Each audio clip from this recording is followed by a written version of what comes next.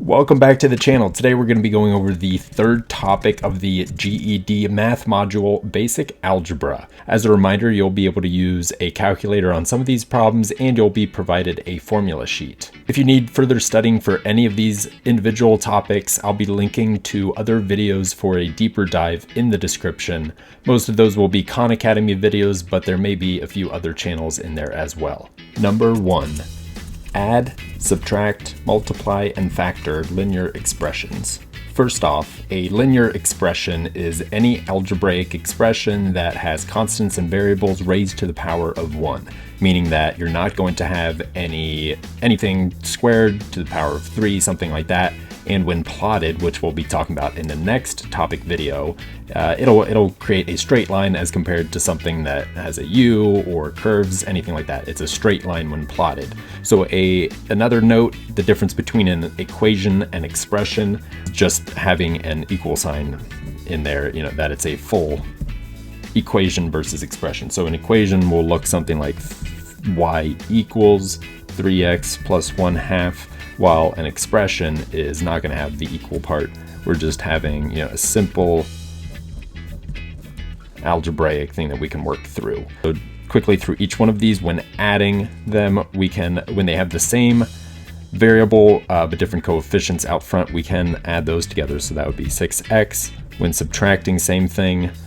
That will end up being like 1 minus 5, so negative 4x.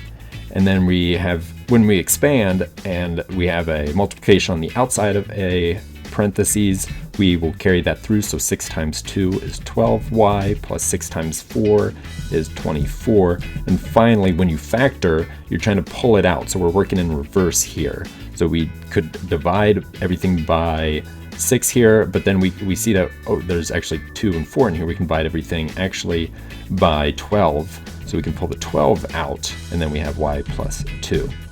A question could ask you to simplify a combination of these different methods here. So we have the question: simplify 2 times x plus y within parentheses minus y minus 3x within parentheses. So first off, we'll carry through each of these coefficients outside the parentheses. So we have 2x plus 2y. And then this like a negative 1 out here, so then we'll have minus y plus negative times negative 3x. And then we'll combine the terms where possible, so we have 2x plus 3x, 5x plus y, positive 2y minus 1. Number 2, evaluate algebraic expressions. For these problems, you'll simply replace variables with numbers given an expression. Basically what I call the plug and chug. A sample question tells you that a coffee shop sells drinks and food. The income is represented by the expression 3D plus F. That's important, where D is the number of drinks sold and F is the number of food items sold. On their busiest weekend, they sold 1,750 drinks and 900 food items. What was their income? So we simply will plug in the numbers. So 3 times 1750, because that's where the D is, plus 5 times 900, and plug that into our calculator and end up with an income of 9750. Number 3, create algebraic expressions. You'll basically be working in reverse for these types of problems, so let's jump into 2 examples. A coffee shop makes $3 per drink and $5 per food item. You might recognize this.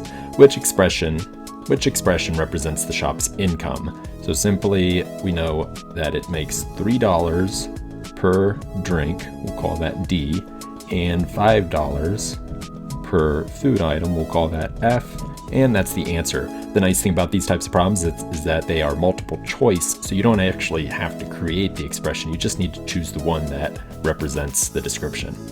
The second example here, a race car comes out of a turn at 80 miles per hour and gains 5 miles per hour every second afterwards. Which expression represents the car's speed after t seconds? So it comes out of a turn, so starting at 80 miles per hour, and then it gains 5 miles per hour every second afterwards, and the seconds are represented by t, we're told, so it's simply 80 plus 5t. Number 4, add, subtract, multiply, divide, and factor polynomials.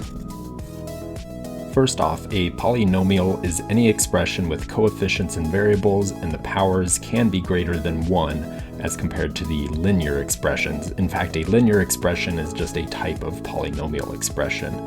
So some examples here, this is a polynomial expression. The 3, we call that a coefficient.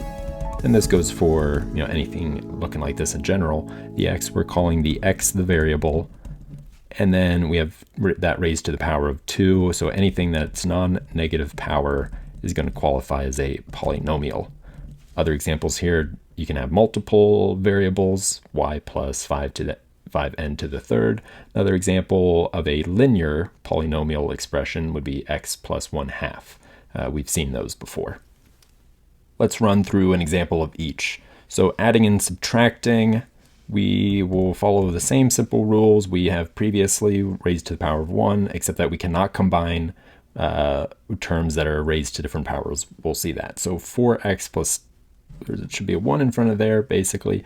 So that would be 5x. And then we have x to the power of 2, or squared, minus 3x squared. So basically 1 minus 3, so we'll have minus 2x squared. We cannot combine these because they're raised to different powers. For division, this is a simple one here. There's a chance you could see something more complicated. I'll be referring to a Khan Academy video in the description. So here we could see that we can simply pull out the 6x from up top, divide everything by 6x. So then we end up with 2x minus 5. Still divided by 6x. We can cancel those out, and the final answer, 2x minus 5. Multiplication, we'll have to go through and multiply everything through. So the way that looks, we take x times 3x. That ends up being 3x squared. X times 2, so plus 2x. 3x times negative 1y be negative 3xy. And then negative 1y times 2. So minus 2y. Then we can look through, there's no variables with coefficients that we can combine, so that will be our final answer. And then for factoring, this is where you need to get a little bit creative possibly, but basically you're going to look to turn this into that, two expressions multiplied by each other. So basically the first thing you need to do is to find the whole number of coefficients. The easiest way here is, okay, what are the factors of 8? We have 8 times 1, and we have 4 times 2 are the possible factors of 8. Like I said, you're going to have a 3x out front and an x here, so that when those are multiplied, you get 3x cubed, or 3x squared. And then you're going to need to figure out by placing in these, and we've got negative numbers, so we know that there's going to be a positive and a negative. Okay, so let's say 3x, let's try this. Let's put a 2 in there and a 4 there. If we tried that, we'd have 3x squared, and then minus 2x plus 12x. Okay, so that's going to end up with a positive 10, so we know that that's not right. And so let's try 3x plus 2 and x minus 4. And that way we'd have plus 2x minus 12x, so that gets us that negative 10, and 2 times negative 4 is negative 8. So this is going to be the correct answer. Number 5, create polynomials from descriptions. Again, you'll be working in reverse for these problems, given a description and you're asked to come up with an expression. Again, multiple choice questions, it's going to make it a little easier because you just have to select the correct one. You'll see 2 types of problems here, real world description, and you'll see descriptions of different shapes and asking you to calculate areas and perimeters. First one here, a rectangle has side lengths x plus 3 and 2y minus 1. Write an expression for the area and perimeter. So the area we know is simply going to be the sides multiplied by each other, x plus 3 times 2y minus 1. And then if we go ahead and multiply these through, and we look and there's no terms we can combine, so either this or this will be our answer for area. Perimeter, on the other hand, is adding up all the side lengths. So it's a rectangle. We know that there's 2 sides represented by x plus 3 and 2 sides represented by 2y minus 1. So we'll do 2 times x plus 3 plus 2 times 2y minus 1. and we could multiply these through and get the final answer. A real-world scenario example problem is this. A landscaper charges a flat rate of $70 plus $40 per tree and $20 per flower bed. Write an expression. So simply, we've seen a problem like this before. We start at 70 and then we'll add on $40 for every tree and $20 for every flower bed. Number 6, add, subtract, multiply, and divide rational expressions. A rational expression is basically just a fraction with polynomials in the numerator or denominator. So subtracting or adding, we will need to find a common denominator. To do that, we'll multiply through by 1 in the form of the denominator of the other side. You'll see what I mean. So here we have, we'll move that over to x over x plus 4. That was a mistake, don't worry about that. We're going to multiply that through by 1 or x over x, which is just 1. And then continuing through minus 2 over x, multiply that by the denominator of the other side, so x plus 4 over x plus 4. Then we'll multiply those through, so we have x squared. You can see we have common denominators now, so we'll pull everything together. So x squared minus 2x plus 8, all divided by x times x plus 4. If we carry these through, the answer is going to look, it could be a combination of some of these. They may pull out that x there. They may not. Just look for the correct answer depending on what you've worked out. The other types of problems will be multiplications and divisions. The first thing that we want to look for is if we can factor out anything that's going to cancel out.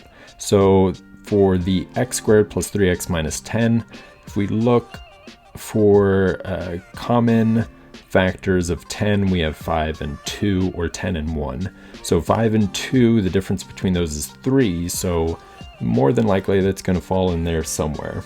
That would give us x squared plus 5x minus 2x, so plus 3x minus 10, so that's that factored out. Again, that's all over 1. And we're multiplying that x plus 2. I'm just going to put that in parentheses. Then we can pull out at least a 2 from the bottom here. So let's go ahead and do that. And then we can start to look and see what else could be factors. This x squared minus 4 can be factored out. So factoring x squared minus 4, 2 and 2 will equal 4, and if we have a positive and negative, they'll cancel out, resulting in no x factor in there. So this could be x plus 2, x minus, that should be a 2. 2x minus 2x, no x, minus 4, so that's that factored out. Then we can see that some of these are going to cancel out. The x plus 2 and x plus 2, we're multiplying everything here so we can work all the way across. X minus 2 cancels out that, x minus 2, and we're simply left with x plus 5 over 2. Similarly, if you're given a division problem, so if you were asked to divide a problem, the thing to do first here is to change the division to a multiplication and reverse these. That's the quick and easy way to do that. But simply flip the second half, change it over to multiplication, and then work through the problem just as you would a standard multiplication problem. Number 7, write an expression from a written description. You'll be provided with a somewhat technical description of an expression and asked to derive or pull out the expression from that description.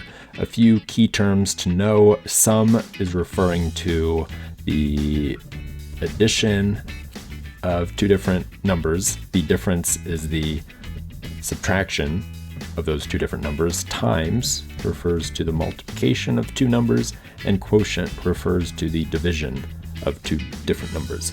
So a problem could look like this. Okay, so it says the quotient of the sum of 4, so we have quotient of the sum of 4 and 2 times a number, and the difference of 6 less than 3 times the same number. All right, so let's start separating these out. So we got the quotient, that's the overall problem. So we know that there's going to be a division in here somewhere.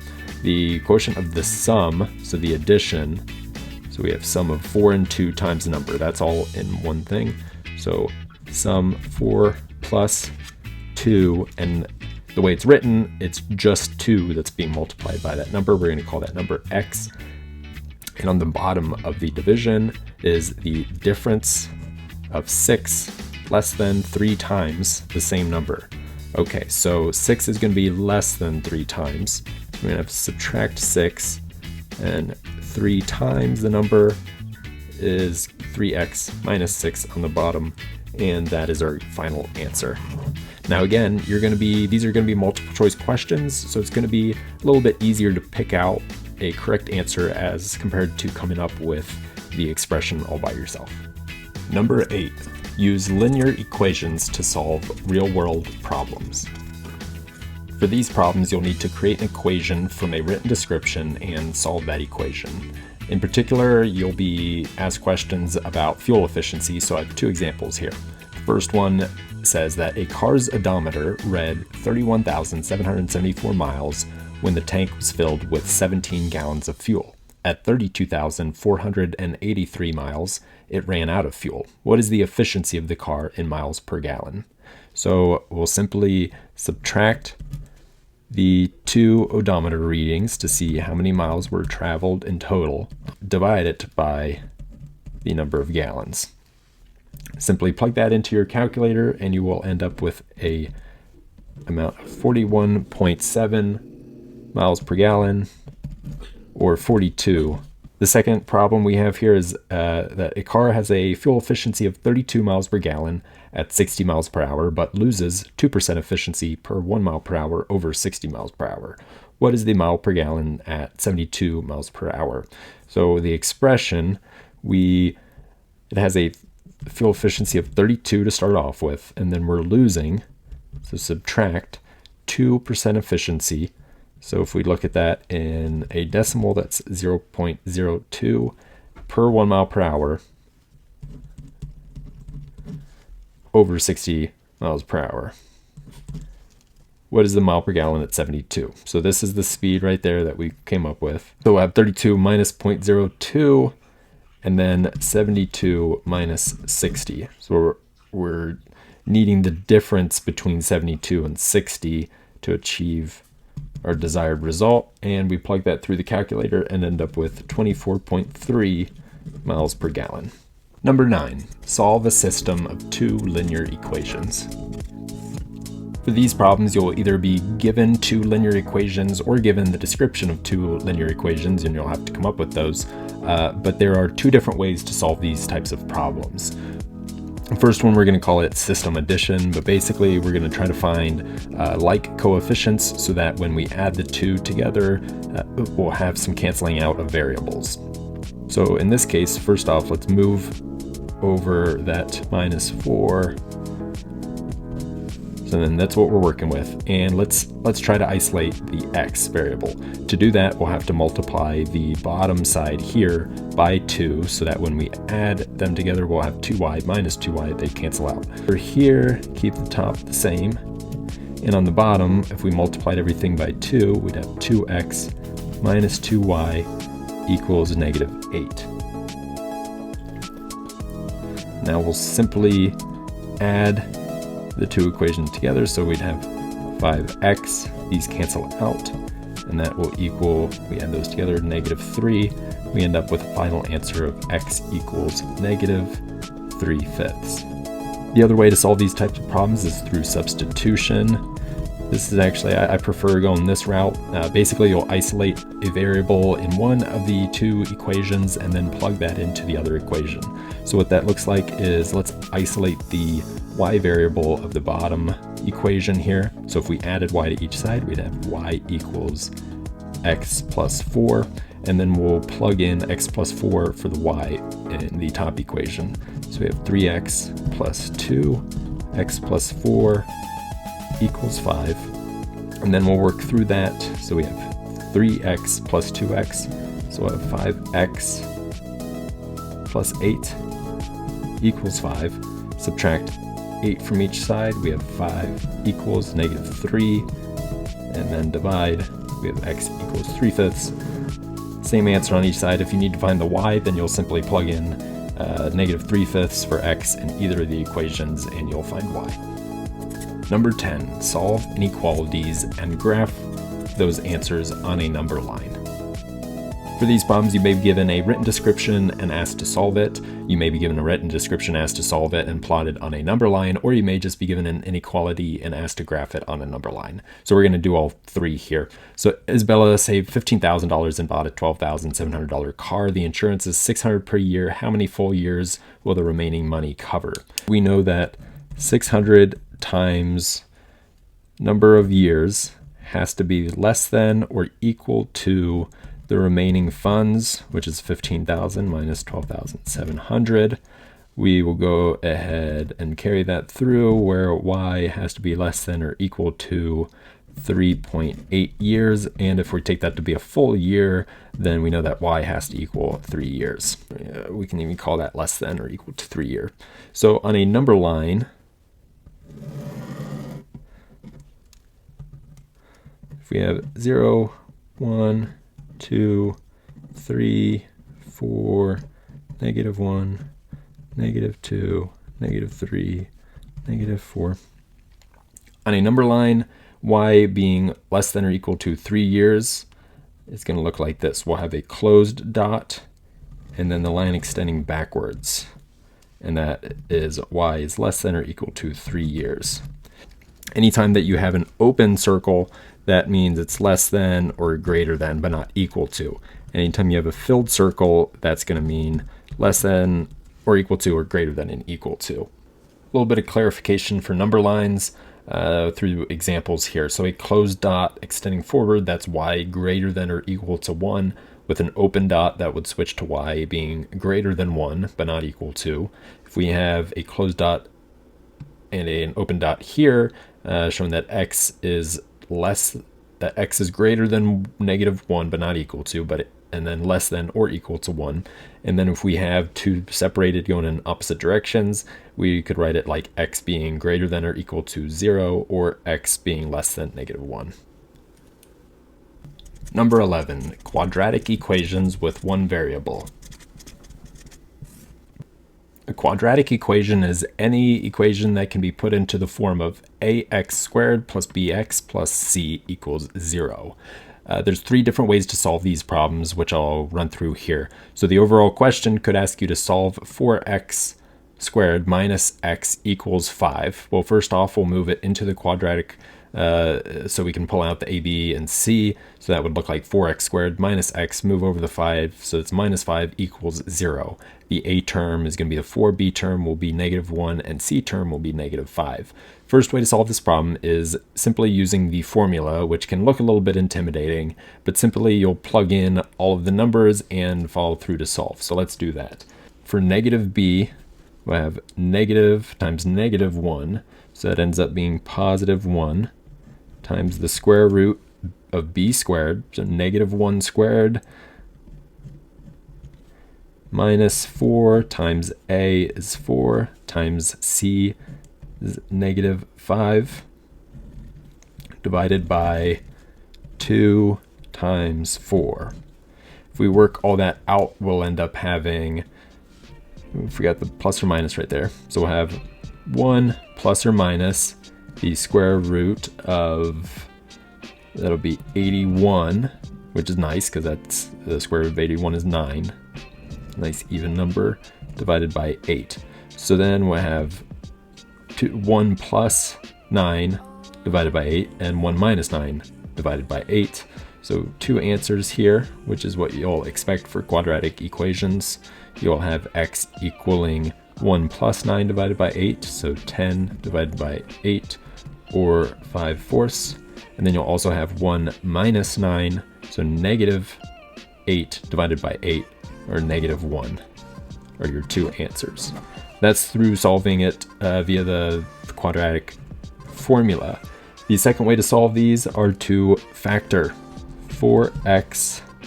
If we do minus 5, multiply that through, and then what, 4, because it's a difference of 5 and 1, so that's seeming promising. Let's try minus 5, because I don't want to multiply that by 4. That gets too big of a number.